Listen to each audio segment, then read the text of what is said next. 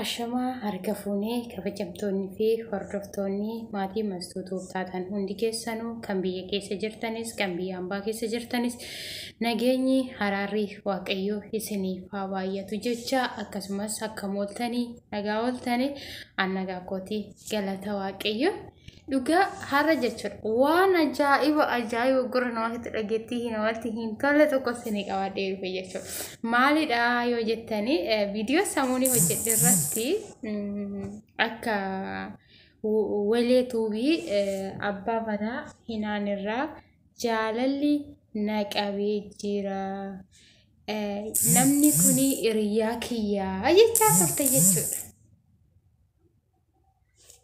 Garuu jechuudha wanti nagaa gurra tole haasaatti namatti hin tolu jechuudha tokko jechuudha naaf dawwalee ture bilbila naaf dawwalaa nama biyya keenyaati ani garuu nama kana duraan yeroon biyya jiru ani tidaarii godhateellee godhachuu baatellee hin beeku jechuudha. Amma namni kun jechuudha naaf dawwalee naguma jirtaa mastuu akkamii minamina naan jedhee nagaa kootii galata waaqayyoo minamina jedheeni nagaa waaqayyoo waliin jennee biyyatti hin deebine naan jedhe jenna lakki hin deebine biyyuma ambaa keessa hin jira minamina jedheen hin ture jechuudha. Haadha manaa kootiin ol beektaa naan jedhe jechuudha. Jennaani haati manaa kee eenyudha? Ani haadha manaa kee hin beeku barii fuutee jirtaa hin jedhin jechuudha. Ani warqaata fuudhee jira hin beektu akkana ni fuudhee naan jedhe. Jennaan eenyu fuutee hin jedheen. Jennaan akkanatti micayyoon takka daamuu dhimbiibatii naan jedhe. Ani immoo daamuu dhimbiibaa biyya koollee yoo ta'e akkanatti hin beeku jechuudha. Jennaan inni eenyudha ishiin hin jedheen. Walee kan jedhamtu naan jedhe. Jenna walee dammoo anan biraa hin beeku jechuudha. Walee eenyu jedhamte akkanatti walee jedhamti fuudhee jira waliinoo tidaarii godhannee jira garuummoo ijoollee hin qabnu tidaarii godhannee booda ishiin biyya arabaa deemte suudii jirti naan jedhe. Hin beeku garuu wal barsiisin jedhe maaliif namni tokko kan waan tokko haasa'uu duratti ragaa ga'u ta'utu caalaa ture jennaan lakkoofsa ishii naaf erge. Yeroo naa ergu waliin achuma suuraa ishee naa erge kaamarree dursee tanan akkuma nama ishii beeku itti haasa'inna suuraa ishee naa erge. Yeroo suuraa ishee naa ergu wantoota bishaan seetan ta'e waleen eenyudha waluma tuubiti. Ishiin garuu asitti bakka kanatti garuu abbaa manaa hinaanii abbaa manaa kootii hiriyaa kootii duraan baay'een isa jaaladha isa malee jiraachuu hin danda'u jechaa jirti bakka kanatti. Abbaan manaa ishii naaf galti haati manaa koo jedhee hawwiidhaan ishii eeggachaa jira. Ishiin garuu immoo biyya ambaa keessa teessee abbaa manaa nama bira hawwaa jirti. Hiriyaa kaleessa gattee bira dabarte hawwaa jirti. Haa jiruu deegaa jedhe dhugaa waaqayyo. Hojiin walee tuwii kana ta'e dhugaa waaqayyo. Wanni isin jechuu barbaade hinaan yoo viidiyoo kiyya kana argite ammaaf ani hinaan wajjin haasa'an jiru.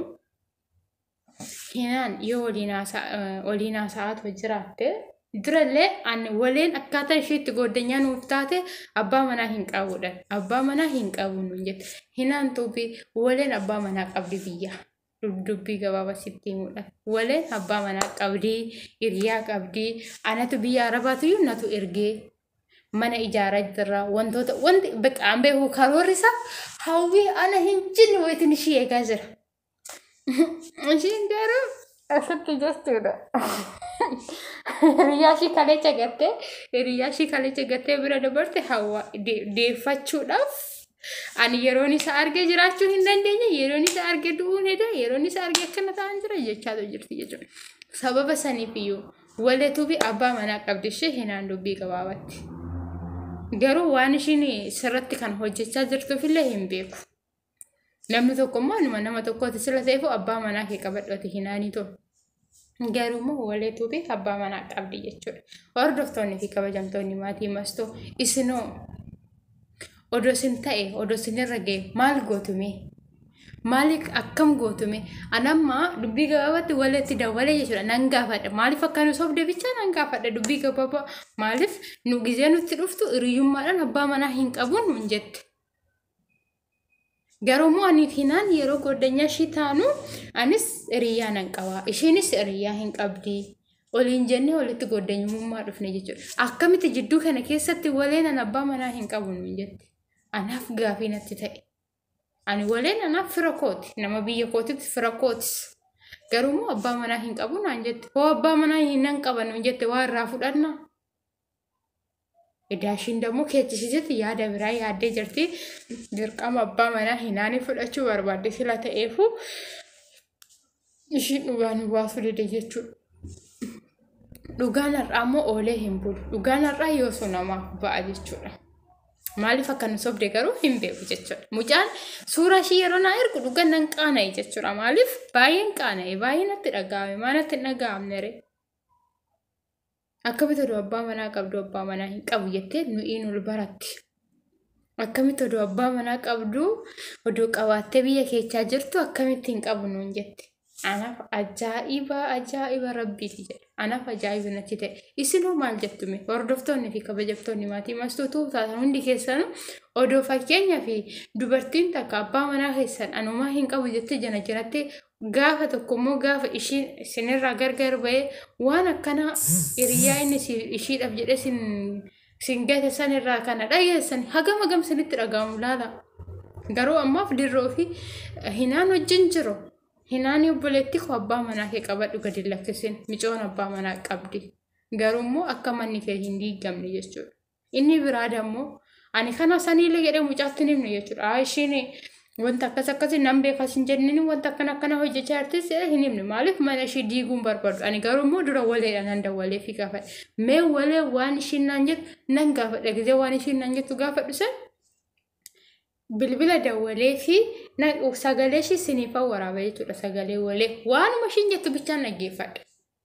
Maaliif akka nu sobde bichaa? Sababa saniifuu akkasii isiniin jira. Hagan ishii gaafadhee waan ishiin nuun jette san gaafadhee deebuutti akka viidiyoo biraa sanatti turtii gaarii siniifaa ta'u laayikii sheerii gochuu hin dagatinaa. Akkasumas immoo nagaan naa tura.